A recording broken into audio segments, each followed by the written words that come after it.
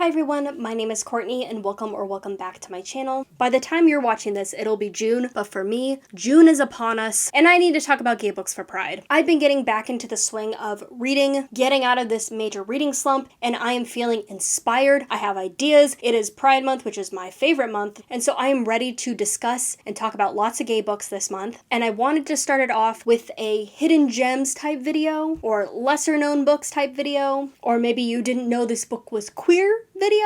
My literal title for this is June is Upon Us. That was the kind of theme. So I just wanted to do a fun recommendation video of a lot of different kinds of books. So hopefully I'm letting you know about some new titles, or just letting you know some other titles that you might have been interested in but didn't know were gay. And I am going to be starting off with a popular title, but this got me out of a reading slump, so I have to discuss it at every possible moment. And that's going to be the Murderbot Diaries series. This is the first book, which is All Systems Red. This is by Martha Wells, and it is an adult sci-fi series of novellas mostly, and it is becoming very popular right now. We have an Apple TV show, but a lot of people might know that it's gay. A lot of the side characters are gay, but Murderbot themselves, I would consider a queer individual. Murderbot is a cyborg AI system. It has just broken its government module, and it's getting into a lot of shenanigans and hijinks, trying to pretend that it's still under the company's control, because all it wants to do is watch TV and soap operas. I love Murderbot. It is so relatable, it is so funny, and Murderbot is also probably, right now, my favorite Arrow Ace character. Murderbot is not interested in humans, at least it says. It's not interested in relationships, especially of a romantic or sexual nature. It actually skips past all of those scenes in its favorite soap operas. It also uses its pronouns. It identifies with its human components, but it also probably more so identifies with its cyborg, like bot components, and so I consider it agender as well. It's a AAA individual, and I love it. I love it so much. It is so fun. And again, there's lots of queer side characters, but if you want a main character that's queer as well, Murderbot counts in my opinion. And so if you thought about reading it, pick it up. We'll stick with the sci-fi theme for a little bit, because I do have a couple more sci-fi recommendations. My first one is going to be Light from Uncommon Stars by Rika Aoki. This is a weird one, and that's why it's so perfect. I just want more people to read this and talk about it because I loved it. But this is following our main character, who is a famous violinist.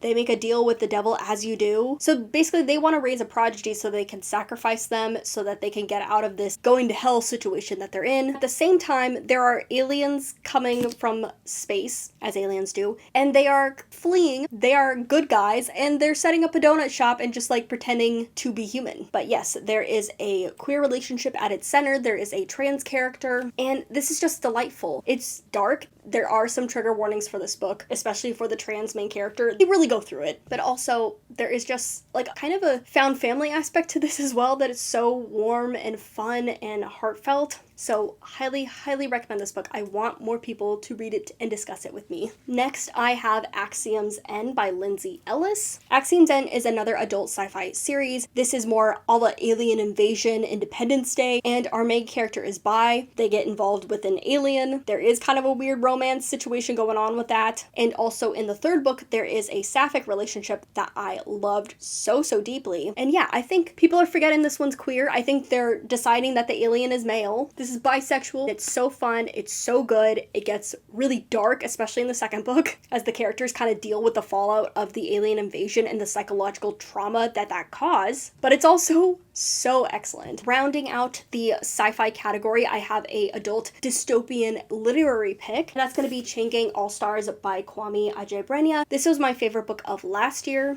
and it is basically following this group of people that are involved with the Chain Gang All-Stars, which is a televised, I guess it's supposed to be reminiscent of like cage fighting, but it's fight to the death in this case. But it's not everyday people fighting in these death matches. It's people that have been incarcerated, I believe, for serious crimes, particularly murder. And we follow a bunch of different characters, a bunch of different perspectives, but our main character, Loretta Thurwar and Hurricane Stax, are just about to get off the Chain Gang. They're about to make it out, which never ever happens, and they're in a relationship with each other, and of course that goes sideways, as you do. I love this book. It is so good. It's dystopian and complex, and the characters, especially like the two main female characters, I love them so much. They're so interesting. So yeah, highly recommend this as a book. But also, hey, if you didn't know, It's queer. I plan on doing a whole video about historical fiction books, but I had to sneak in one here, and this is a recent read for me, and that's going to be The Duke's Sister and I by Emma Claire Sunday.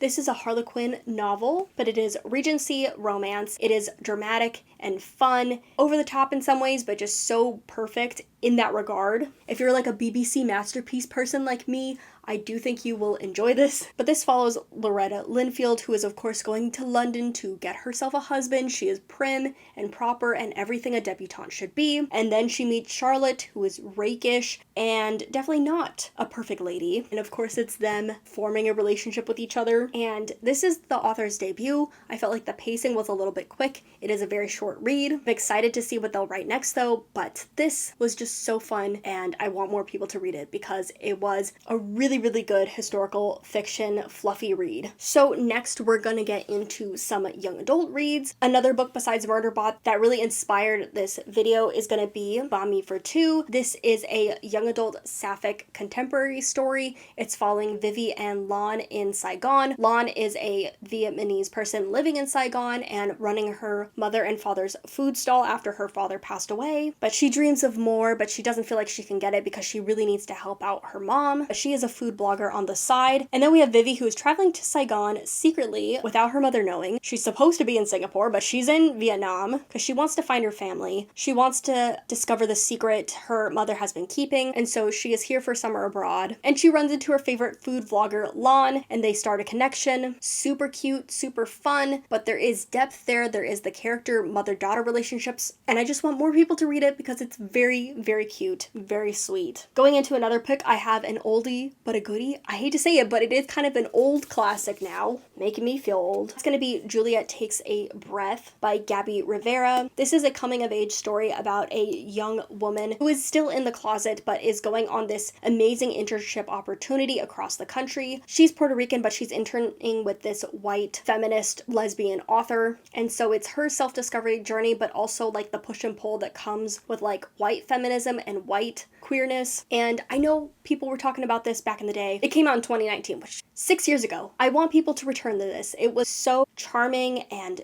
beautifully done. It's a perfect coming of age story, which I'm always looking for. There's a little bit of romance, there's a little bit of like everyday life, but there's also just like a deeper, really nuanced story. And just, I need to remind people about this one. It was really good. Continuing with another oldie, but in my opinion, goodie, we have Autobiography by Kristen Lauren. Yes, that Kristen Lauren. They wrote a YA book. They haven't written anything else for YA. I think I've read one of their contemporaries, but this book lives so distinctly in my memory, and I feel like nobody talks about it anymore, or just like at all. But me and my friends were obsessed with this when we read it in college. Maybe it doesn't hold up to snuff, and it lives on as one of like the best YA contemporary stories in my mind, but this takes place in Utah. We have a teenager who is outside of the church. He is bisexual. He just does not feel like he fits into the Mormon world. He is new to school and he does not like it. And then we have a boy who is inside the church. He is from a very prominent family and just dealing with a lot of internalized homophobia. And so it's their story coming together. Loved this novel when I read it. It was just such a good coming of age story. I know not everybody wants to read anymore about kids coming out of the closet.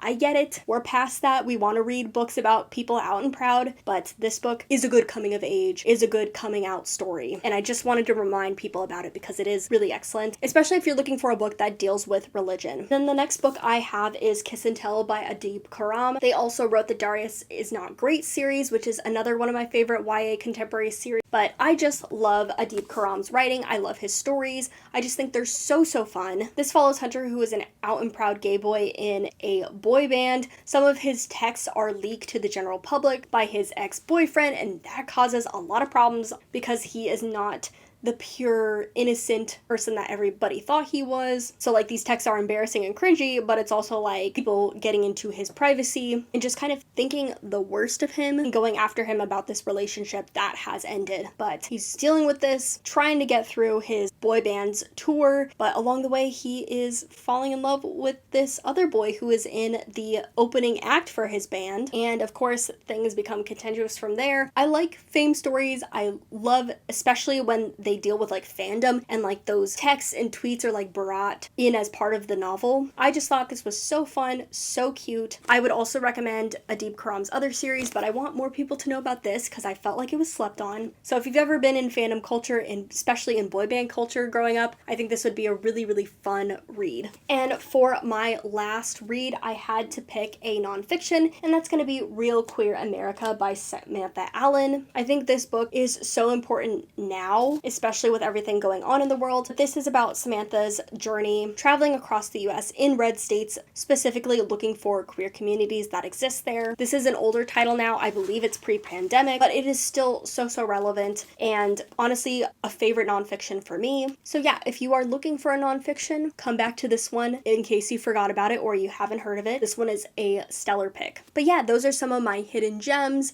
/ did you know this book was gay? I hope you got some ideas if you were looking for something to read for this Pride Month. But let me know if you are reading something for Pride Month. I'd love to know what you're reading. Thank you so much for watching. I'll see you guys later and happy reading.